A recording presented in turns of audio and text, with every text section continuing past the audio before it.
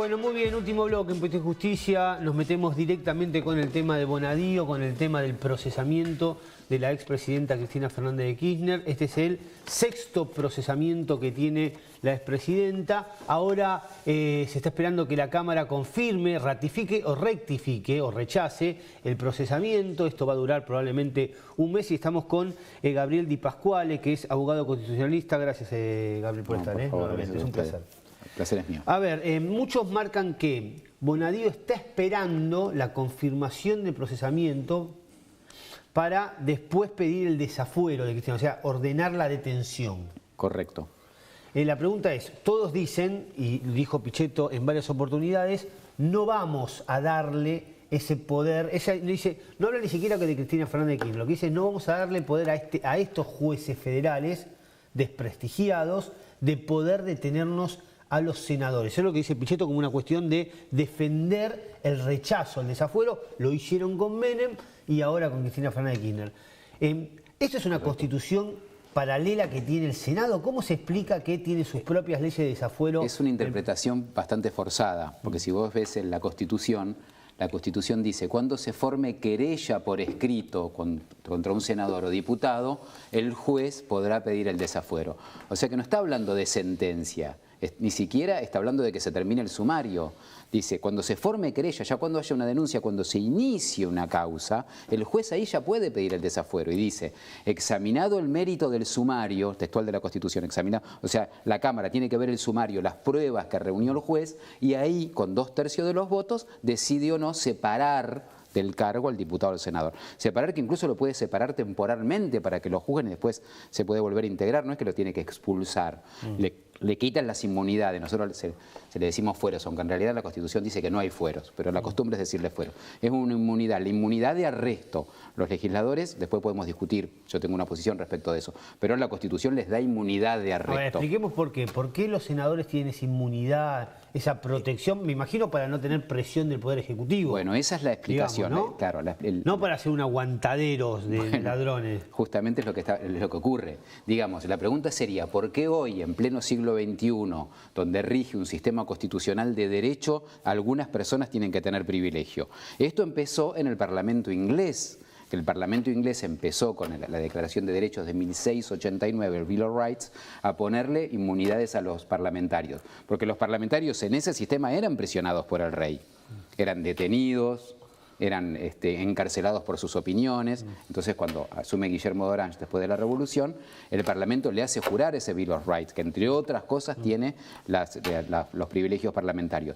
Después la Revolución Francesa también lo tomó, en la etapa revolucionaria donde los parlamentarios debían protegerse porque ellos eran el pueblo. Pero después de eso, hoy, en realidad, ¿contra qué los protegemos? ¿Contra los jueces? ¿Contra la justicia? Perdóname que le hice tan larga. ¿Cuál es la naturaleza de la protección? La inmunidad de arresto es una inmunidad para que los diputados y los senadores puedan delinquir. Porque la corporación política se cubre por eso, debo pensar mal. Es que en definitiva hoy, Aníbal, por eso te dice la pequeña introducción de cuál era la naturaleza y cuál fue el origen. Claro. Pero hoy día, ¿cuál es el sentido? Porque en todo caso, ¿contra qué te estás defendiendo? Contra la justicia. Si vos en un sistema democrático pretendés tener una justicia imparcial, debés suponer que la justicia no se va a aliar con el Poder Ejecutivo para perseguir diputados y senadores. Aparte son los ¿no jueces, es cierto? que nombró eso es más o menos Cristina. Yo pregunto, porque mucha gente dice, bueno, Pichetto tiene el derecho, la facultad de decir que hasta que no esté firme la condena. Pero eso no se puede ningún lado. Está bien, él dice lo mismo con Menem. Puede ser primera, segunda, hasta la Corte Suprema. Ahora bien, inclusive Pichetto después puede decir, aunque la Corte Suprema también confirme la sentencia, yo tampoco lo entrego. No, pero, ¿puede decirlo eso? Es una cuestión política. Pero a ver, entonces digamos... No le puedo decir, no la entrego porque no quiero. Porque la Cámara, porque no quiero, porque la Cámara... Porque es mi amiga. Sí, porque la Cámara tiene que reunir 2/3 partes de los votos. Si no hay 2/3 partes de los votos para quitarle la inmunidad de arresto, vos podés poner la excusa que quieras. Por supuesto, Pichetto va a tratar de buscar unas cosas más o menos jurídicas, pero en realidad en el fondo es absolutamente discrecional de los senadores quitarle la inmunidad de arresto o no. La Constitución claramente dice, examinado el mérito del sumario, nunca habla de sentencia, dice producida la querella, o sea, producida la denuncia contra un senador. El juez tiene que pedir el desafuero con las pruebas que tiene de esa denuncia y ahí la Cámara tiene que decidir. Y aparte en este caso nunca habla de sentencia y mucho menos de sentencia firme. Me gustaría, porque repito, porque perdemos el bosque, perdemos la dimensión de lo que estamos hablando. Una expresidenta de la Nación, 2 veces, la primera mujer en ser presidenta de la Nación, sacando obviamente Isabelita, efectivamente, pero tiene 6 procesos, no uno. Tiene 6 procesamientos con varios jueces que la han procesado. O sea, si es una persecución de todo Comodoro Pi, digamos. No es un tema. Con un procesamiento yo entiendo que ellos pueden tener inmunidad ante una presión, alguna persecución, algún atosigamiento del Poder Ejecutivo, yo lo entiendo. Ahora digo, son 6 procesamientos, esto va mucho más allá, me parece, me da la sensación. Obvio. Sea Cristina Fernández de Kirchner o sea cualquier otro, ¿no? Por supuesto. Aparte los jueces, no te olvides que están sometidos al Consejo de la Magistratura y al jury de enjuiciamiento en caso de mala conducta. Nadie va a hacer una cosa totalmente arbitraria porque el día de mañana los pueden llegar a remover. Por eso es importante. Ahora, justamente va a haber elecciones en el Consejo de la Magistratura. El 5 de octubre. Que para cubrir los cargos, justamente en el Foro Federal, por los abogados. ¿Quién está? ¿Quién a vos te parece que son potables para ese cargo? Sí, hay varias listas. Pero hay que tener en cuenta que es importante eso, porque los jueces los remueven y los ponen... Y que todo esto forma parte de ese mecanismo institucional. Claro. Es decir, vos sospechás de que los jueces se van a aliar con el Poder Ejecutivo, pero el Poder Ejecutivo no puede arrestar nunca a un legislador. Tienen que ser los jueces, el desafuero lo piden los jueces. Bueno, sospechamos que los jueces están aliados con el Poder Político para entorpecer o para perseguir diputados y senadores opositores.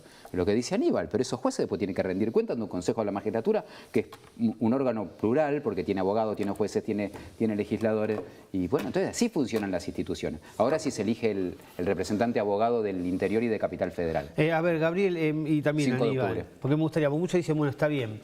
Como todo parece que está tenido, contaminado por la política, entonces dice, Cristina, la única salida que tiene es volver a ser candidata y ganar. Y muchos en el Poder Judicial dicen, aún así, que es la opinión que me gustaría saber de ustedes, aún ganando Cristina en el 2019, esto es una bola que no se puede parar. Ningún juez se va a suicidar.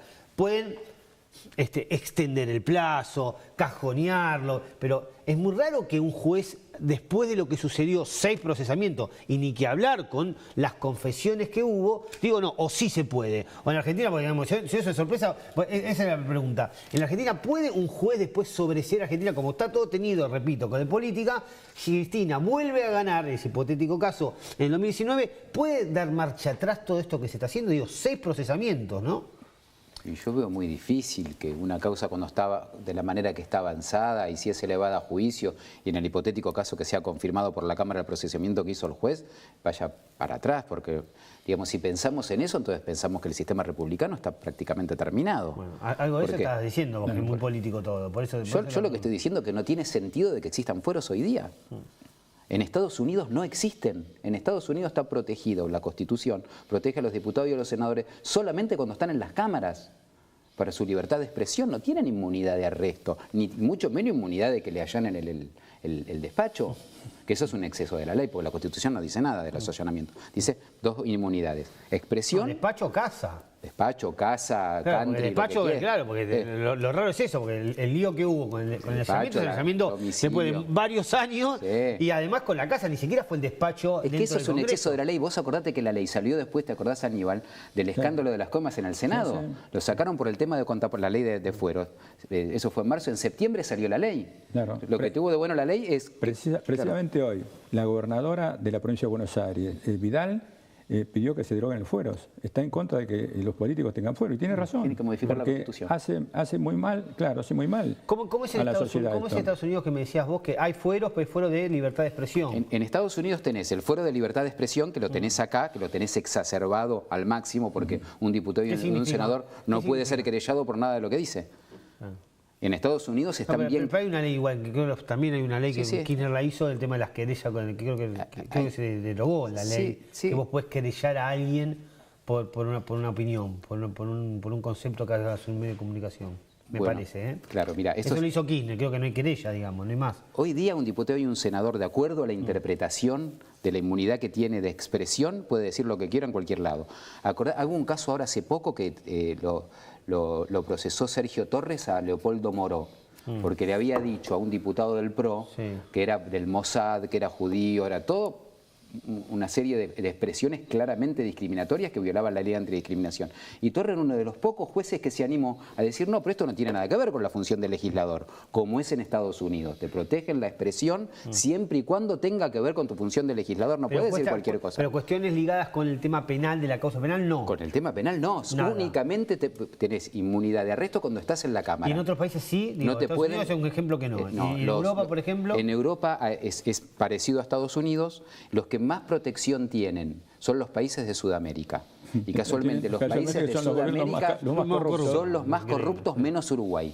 El índice de transparencia internacional hizo un estudio, fueros versus corrupción, y los países de Sudamérica, que son los que más protección tienen con sus legisladores, no los pueden meter presos nunca, aunque maten a alguien, salvo que la Cámara lo autorice, pueden decir lo que quieran, discriminen, decirle judío, decirle del Mossad a cualquiera, y lo pueden hacer, y son los más altos índices de corrupción. Entonces, menos Uruguay, que tiene alta protección y menos corrupción. Entonces los diputados y senadores pueden robar, robemos, que total tenemos fueros. Tenemos senadores sentados con condena de casación. Sí, sí, una vergüenza. O sea, Menem tiene segunda instancia, es casación. Bueno, pero ¿por qué? Y volaron un pueblo. Lo necesitaban para levantar la mano. Pero vos, te hago una sola pregunta. Decime cuántos políticos perseguidos por política o legisladores perseguidos por política y en las cámaras. No, todos los que están presos todos los procesamientos son por delito. Por delito. Entonces, ¿qué es lo que estamos protegiendo? No porque por un delito que se insultó o agravió a alguien, por delito de choreo. Claro. Que no está legislado así en el código. Dice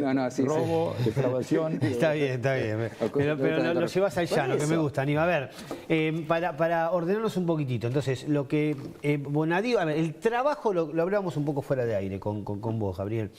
El trabajo fuerte, duro, de Bonadío ya pasó, digamos. Bonadío no es, porque muchos, y yo vuelvo a repetir algo que dijimos en otros programas, que es, Bonadío no es el que condena, digo, a los que quieren verla presa a Cristina Kirchner, o a los que la defienden y creen que es una persecución, todos apuntan a Bonadío, pero Bonadío no condena, Bonadío lo que hizo es un proceso o una etapa de instrucción. Es que precisamente el sistema procesal está estructurado de esta manera. Bonadío se enamora de su prisión preventiva y de su auto de procesamiento, y si fuera el que va a juicio, la condena. ¿Por qué? Porque ya lo dijo antes. Entonces, ahí entran otros jueces. Claro, cuando vos dictás un auto de procesamiento y prisión preventiva, estás tomando una resolución muy grave. Pero si eso es una resolución intermedia y que es netamente irrevocable. Ahora, si Bonadío se enamora de la prisión preventiva, claro, se enamora de la prisión preventiva, no podría ser imparcial en el juicio. En el juicio hay otros jueces. Esto va a un tribunal oral que se sortea, la Cámara Federal sortea, y va a un tribunal oral cualquiera, 1, 2, 3, 4, 5. Eso es 3 jueces distintos. O sea, distintos que Bonadío. Para ordenar. Y no están obligados a lo para que vos es Bonadío. papa caliente, digamos, para vos es algo de todos los días, pero para la gente que nos escucha, digo, confirma ahora o no, pero pongamos que confirme la Cámara. Vuelve a Bonadío, Bonadío puede agregar a lo que ya escribió algún elemento de prueba antes de elevar a juicio oral. Tiene que completar la instrucción. ¿Qué quiere decir? Si le faltan pruebas, completa la instrucción y ahí la manda a juicio oral. En juicio oral, cuando llega a juicio oral, va a la Cámara, se sortea y va a un tribunal oral que son con 3 jueces distintos, que no tienen nada que ver con Bonadío. O sea, que Bonadío, pongámosle, porque mucho se le achaca a Bonadío, sobre todo desde el kirchnerismo, dice, bueno, está bien, están confesando, dicen el kirchnerismo todo mentira, que esto es una novela, porque los presionan y porque Bonadío después los deja libres. Pero está bien, pero por eso te digo. Pero después el otro tribunal los puede... No, espera, declaran frente a un juez, con su abogado defensor, con el fiscal, con todas las garantías del proceso. No me podés decir que lo apretaron y que los tipos son empresarios, no son tipos, lo dicen igual. Lo dicen igual. Bueno, pero ¿quién lo puede creer eso? Pero lo que digo es, pero a lo que voy es otra cosa, es Bonadío, pongámosle que los... digamos, no los deja presos porque confiesan. Entonces, eso es lo que dice el kirchnerismo, que confiesan, los apretan, mienten para inculparla a Cristina Fernández de Kirchner y Bonadío los deja libre. Pero Bonadío los procesó a todos, porque todos están procesados, inclusive el primo del presidente, Calcaterra, y después va a ser el tribunal el que decida si son culpables o no. Es más, No es que son amigos de Bonadío, Bonadío le levanta el teléfono y le dice a los 3 jueces del tribunal, che, mirá que yo hice un arreglo con este empresario y no lo dejé preso y es un arrepentido. No, el tribunal puede decir, no, yo no considero eso. El tribunal va a ser el que va a aplicar una pena a los arrepentidos con la consiguiente disminución que prevé la ley, pero no está obligado a ponerle una pena mayor o menor. El tribunal va a evaluar y va a identificar la pena, de acuerdo a lo que hizo la persona, atenuantes, agravantes. A lo que voy, digo, para la gente, para nosotros está claro, pero para mucha gente que puede decir, están mintiendo para tratar de zafar y arreglan con Bonadío para inculpar a Cristina. Ahora, la pregunta es esto, es muy riesgoso, digamos, para un empresario. Es muy riesgoso decir, confesar un delito. Claro, confiesan un delito y después no va a ser Bonadío el que decida, esto es lo que quiero dejar claro. No va a ser Bonadío el que decida si va preso o no, si es culpable o no. Va a ser otro juez. O sea, es muy riesgoso pensar de que esto es un arreglo. No sé, Gabriel, incluso la aplicación de la disminución de la pena que prevé el arrepentido no significa que quede libre. Claro, porque si la pena es alta te disminuye, pero también te pueden mandar a cumplirla. Esta libertad que tienen ahora no está garantizada que después en el juicio queden libres. Para nada. Al contrario, ellos que confesaron el delito y van a tener un beneficio. Se le va a aplicar menos pena que a otro que no confesó y que no colaboró, mejor dicho. Pero esa disminución de la pena no significa que no sea de cumplimiento efectivo después. Gabriel, para cerrar, me decías vos, no estoy de acuerdo con los fueros, no estoy de acuerdo con la inmunidad. Yo creo que hoy en la etapa... La pregunta es, ¿cómo se hace, porque tenemos un minuto, cómo se hace para que, como dijo la gobernadora Vidal esta semana, para sacarle los fueros? Hay que modificar la Constitución. Porque están en la Constitución. La inmunidad de arresto y la inmunidad de opinión están en la Constitución. Es una quimera, digamos. Están en la Constitución. No se puede arrestar a un diputado o un senador si las cámaras no lo autorizan. Ni siquiera se vota en la Cámara de Diputados y Senadores. No. Hay que llamar a una reforma constitucional y una convención constituyente lo tiene que reformar. Este último minuto les quiero pedirle a los abogados que voten, el que estamos hablando de sistemas institucionales, que voten el 5 de octubre que se elige al abogado del Consejo de la Magistratura. Miguel Piedecasas, que es el presidente del Consejo de la Magistratura, que es el abogado, representante de los abogados, hizo una gran gestión. Y ahora Marina Sánchez Herrero y Matterson, que son de la misma línea, estamos apoyando para que sigan con esa gestión. De intentar tener la justicia más independiente posible. Los abogados no tenemos compromiso. Los diputados tienen compromiso con sus bloques, que lo integran el Consejo, los senadores, los jueces, bueno, tendrán sus intereses, pero el abogado es el que mira la justicia de afuera y representando a la gente. ¿Qué son 7? ¿Cuántos son los consejeros? No, son 12. Son 12. 12 consejeros. ¿Y los abogados tienen uno? Dos. Uno por capital y uno por el resto del país. Gracias, Gabriel, por estar. No, gracias a vos por invitarme y por dejarme pasar. Muy bien, es claro, Aníbal. Sobre todo se va a saber probablemente cuánto va a tardar esto. ¿La Cámara cuánto tiempo? ¿Tiene tiempo o no? Digo, la Cámara para confirmar o no el procesamiento. ¿Días o semanas? Claro, pero los plazos esos no se cumplen. Días. No se suelen cumplir. ¿Vos decís que días? Sí. ¿Vos decís la semana que viene puede haber una decisión de la Cámara? Y es una causa muy importante. Amerita que... Porque yo nunca vi una causa tan rápida. Bueno, gracias por estar. Nos vamos nosotros para reencontrarnos como siempre el jueves que viene. Chau, que la pasen muy bien.